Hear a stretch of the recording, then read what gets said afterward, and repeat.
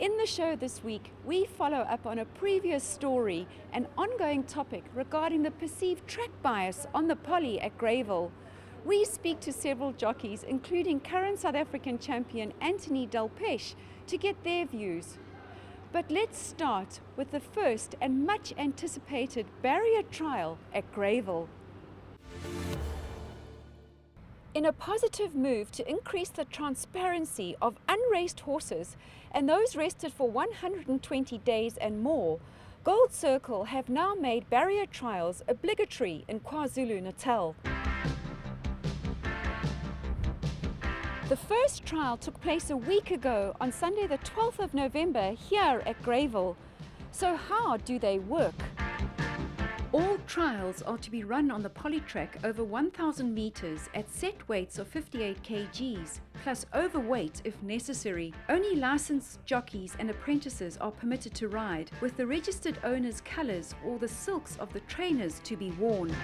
Like all other races, barrier trials will be run under the control of the National Horse Racing Authority.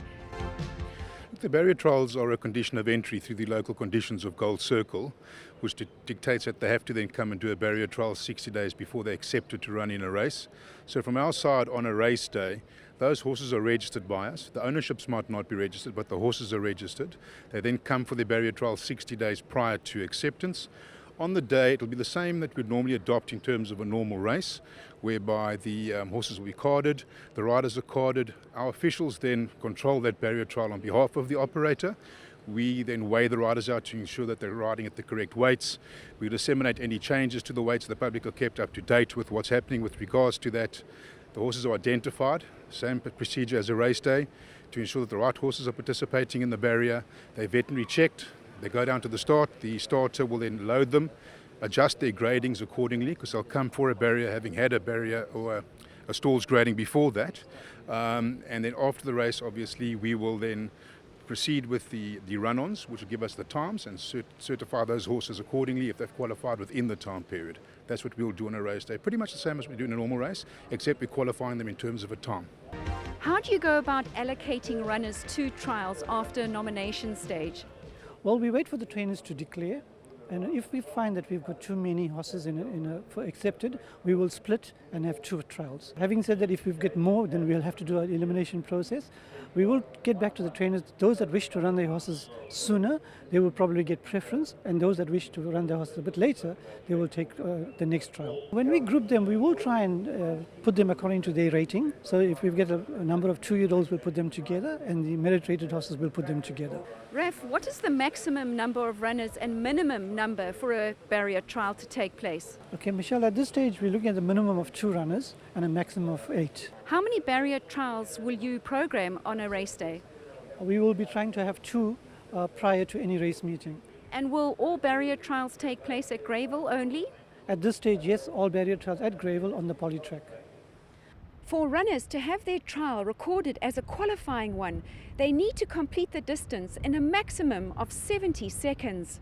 Michelle, we took the average time and just added a bit. We don't want the guys to come and overwork their horses. Some of them are very young. So to give them a chance, we've actually extended the time to 70 seconds at this stage. We will revisit it once this thing is up and running properly. Paul, we've just seen the first barrier trial take place here at Greyville. What's your assessment of the race?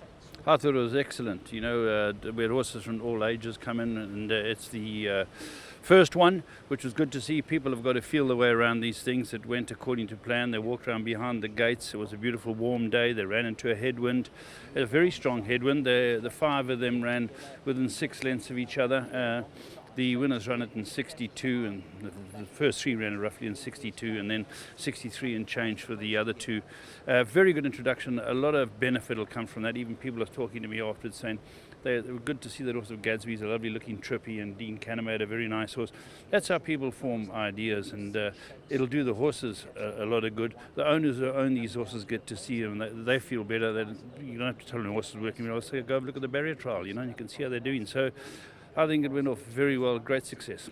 On a practical note, who covers the costs involved? When Michelle and Graham Hawkins, who have been very much behind it, when went to them and spoke to them about it. They had met with new turf carriers, they'd met with the jockeys, met with the trainers, and they spoke to all the parties. And to answer the question, Gold Circle are picking up to bring the horses here. The trainer's only input is if he's got a groom on the day. He's got to pay for his own groom that comes, but the horse transport and all that is done. The jockeys have willingly said it is a race meeting, we will be here. Jockeys and apprentices will ride, and so it's basically the operators picked up the costs apart from the trainers paying for their groom. In keeping with barrier trials run internationally, no betting will be permitted. Fields and results are available to punters in the official race card, and all race footage available online at www.goldcircle.co.za. Barrier trials are a vital part of racing internationally, particularly in countries such as Australia, Hong Kong and Singapore, where the sport flourishes with a strong customer base. This is a step forward in the right direction.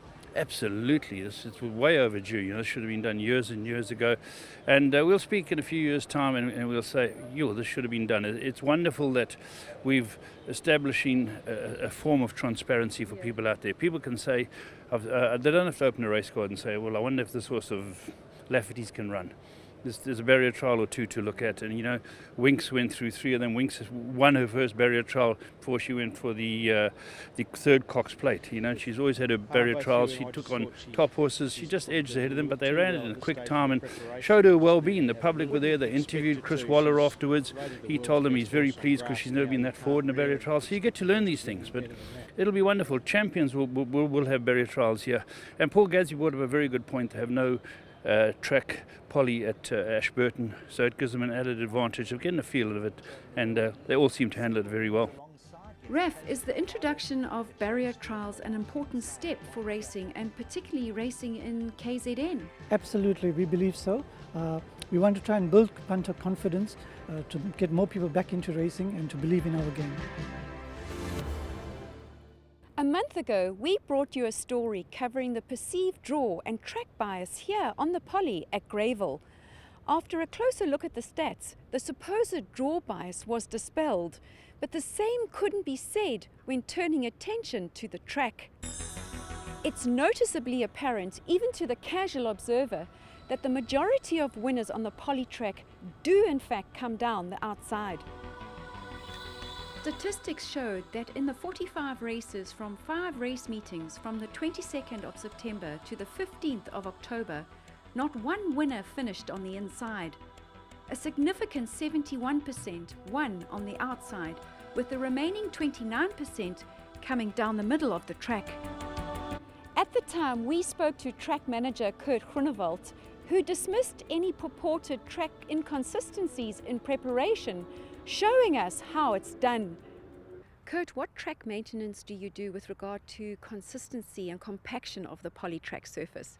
Michelle, obviously it depends on what weather conditions we've had, dictates, especially with the deep, what I call a deep maintenance when we use the power harrow. Otherwise, generally it's the Get-Up Master. But we have a tool called a dibber. It's basically a stainless steel bar with a few depth measurements on it. And we push that into the surface to ensure depth consistency across the length and breadth of the track. And also, if we haven't power harrowed for a while, you can actually feel resistance going into the surface, and it gives you an indication of the tightness of the surface, and that probably does need, at that point, a deep harrow. With the draw bias ruled out, and having looked at the track, it was noted that in all the Polytrack meetings since October the 15th, the trend has still persisted. Some suggestions were put forward.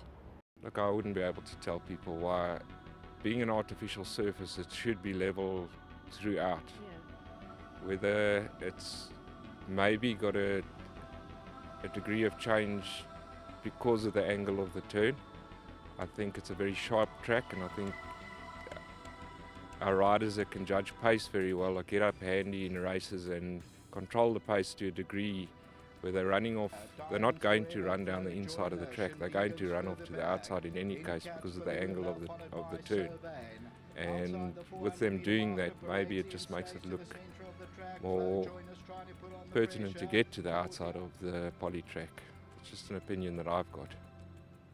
Because there's this perception that there is this bias, everyone's going to head there naturally, because I think that's where they're going to get the better running. We did have a spur on the Polytrack coming into the straight. Did that at one stage encourage horses to go to the outside? Michelle, yeah, even more so than now. It actually forced them. They had no option but to go to the outside, and that's why we actually eventually removed it, because it was throwing every single horse to the outside. Everyone had to follow the other to get a run. With the removal of the spurs now opened up the track, and the guys can run the full width. Do you think it's somewhat habitual then that they tend to go towards the outside rail? I think it is, and obviously, you know, again, it's sort of like a self-perpetuating cycle. If 90% of your runners go to the outside, 90% of your winners are more likely going to come from the outside. So it builds that perception that there's a bias. But when the bulk of your field are running there, obviously, the bulk of your winners are going to come from that side. Barrow Boy has won it. Whilst these were a start, we tried to determine the specific reason by speaking to the jockeys themselves. Well, you know, the bias on the outside is because half the time all the horses are winning there, so the trainers are saying to the jockeys, I don't want you to go in, I want you to go out. The track is faster on the outside. I think it's a perception that the trainers have in their head. But I mean, most of the better horses are winning down the outside, so we just stick with what the trainers say and we go down the outside and then the horses win, so yeah. You know, in my opinion, I think it's more of a habitual thing. You know, one meeting, the big boys, you know, your likes of Delpesh and Marcus decided that they'd go to the outside, and I think everyone's just sort of taken to that. So all the trainers feel that that's probably the better going because the big boys go there. And there's apparently a lot of rumours that during the day when the truck is working on the track, they're driving right against the outside. So obviously it's firming the outside of the track. I don't know how true it is, but obviously it shows you that the horses that's coming that side's winning and the horses up the middle and the inside are struggling to get to them. So there has to be a bit of a track bias. We asked Kurt Groenewald, besides your regular maintenance equipment that's on the track, what other traffic is there on the surface? Michelle, there are vehicles that do come onto the Polytrack on the out. We generally keep them on the outside, especially around the bend where no one races. And now and again, if we're doing some fertilizer treatment on the turf track, because of the bulk we manhandle, it's easier to come out on the outside of the Polytrack down the straight or up the straight. But you know, the track then gets prepped for race day. We don't leave it as such to create an overly compacted area. Then we go in with the deep harrow with the gallop masters, and we take care of all that. And then again, to make doubly sure, we use the cleg hammer to do our compaction test to ensure that there is no unevenness or firmness on one side of the track to the other. How are you finding the consistency and the compaction of the track across the surface?